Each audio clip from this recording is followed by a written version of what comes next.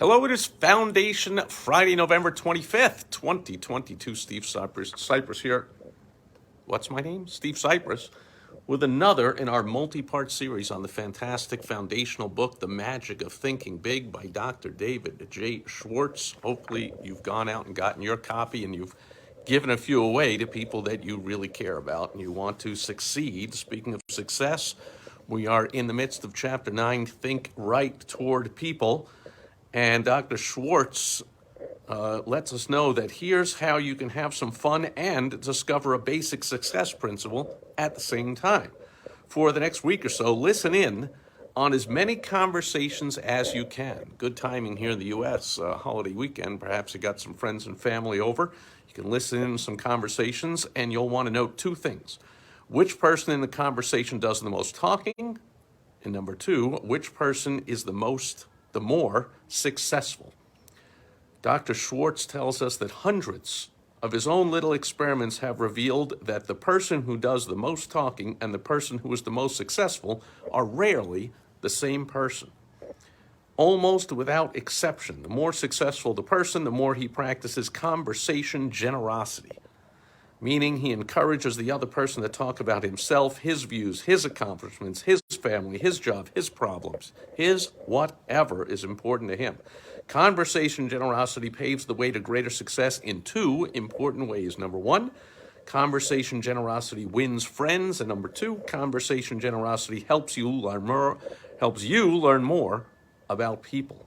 Remember this, the average person would rather talk about himself than anything else in the world. When you give him the chance, he likes you for it. Conversation generosity is the easiest, simplest, and surest way there is to win a friend. And the second benefit of conversation generosity, learning more about people, is also important. As Dr. Schwartz told us back in Chapter 1, people are what he studies in his success lab. So the more we can learn about people, their thought process, their strong, their weak points, what they do, why they do it, and as they do, why they do what, and as they do, the better equipped we are to influence them effectively in the way that we want. So this works, for instance, copywriters or consultants. When I take on new clients, when I would go to a client's location, I would request that the owner not be present while I interviewed the employees, while I took a look around. So first the owner would give me a tour around, and then I'd say, now can I walk around without you and talk to some of your employees?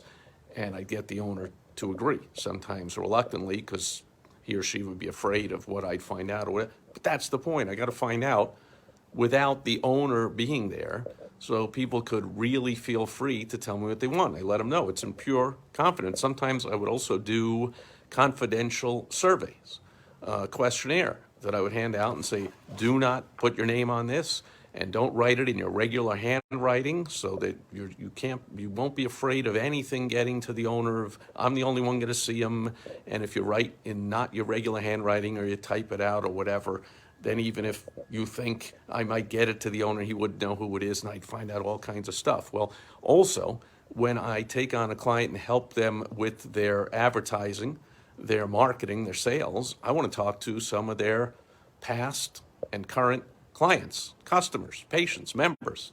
I even want to talk to some prospects that didn't buy for whatever reason, and I want to find out. So every copywriter worth their salt will tell you they're going to spend, if it's a 3-week project, they're spending 17 out of the 21 days doing research, and then 4 days actually writing the copy. Well, that's what the research usually consists of. It's not just about the product or service. It's more importantly about the prospects, the people who will buy or have bought the product or service. You want to find out what they like, what they don't like, and you want to ask the questions and let them talk.